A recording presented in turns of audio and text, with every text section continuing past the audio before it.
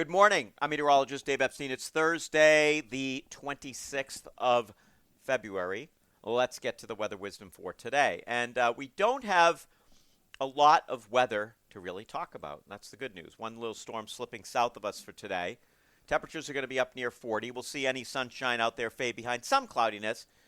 We may hold on to the sun a little bit longer all over the place. If that system even goes a little further south, it could be pretty nice here for much of the day. Bottom line is it's not going to be cold.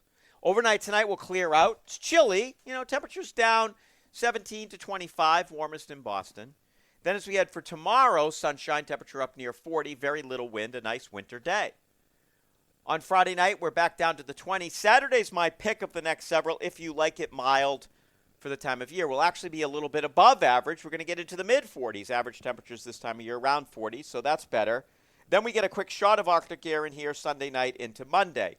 Temperatures Sunday will be in the 30s, and we stay in the single digits and teens. Sunday night will be below zero up north. Monday, only in the 20s, but we get back to the 30s on Tuesday. And then we're going to have to watch another storm system and see whether it approaches us and gets us with some more rain or snow middle of next week. But again, as I said yesterday, it's just really far away, so I don't want to speculate on exactly what's going to happen with that. We're gaining daylight. I actually was in Cambridge yesterday for a program called Teachers as Scholars. I teach teachers about meteorology, and then they bring it into the classroom. You can check it out. If you're an educator, check out Teachers as Scholars. See if you can get your department to bring Teachers as Scholars as part of your education. It counts for those continuing education credits, so that's pretty good stuff. And I really enjoyed it. So why am I telling you this? I actually saw witch hazel blooming right downtown Cambridge against one of the buildings, full bloom, where you can't hold back spring.